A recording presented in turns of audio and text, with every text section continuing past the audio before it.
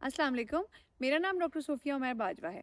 आज की इस वीडियो में मैं आपको ये बताऊंगी कि पीसीओएस का डायग्नोसिस कैसे करते हैं। इसमें 3 इंपॉर्टेंट क्राइटेरियाज होते हैं। इसमें सबसे पहला क्राइटेरिया है अल्ट्रासाउंड पे ओवरीज का पॉलीसिस्टिक होना, यानी कि ओवरीज की लुक अल्ट्रासाउंड पे पॉलीसिस्टिक होना, यानी कि एक ओवरी में 20 या उससे ज्यादा फॉलिकल्स का दिखना। दूसरा फैक्टर इसके अंदर आता है चेहरे पे या जिस्म पे गैर जरूरी बालों का होना, या ब्लड टेस्ट में मेल हार्मोन्स यानी कि जो आदमियों के हार्मोन्स हैं उनकी मिकदार का फीमेल में ज्यादा होना।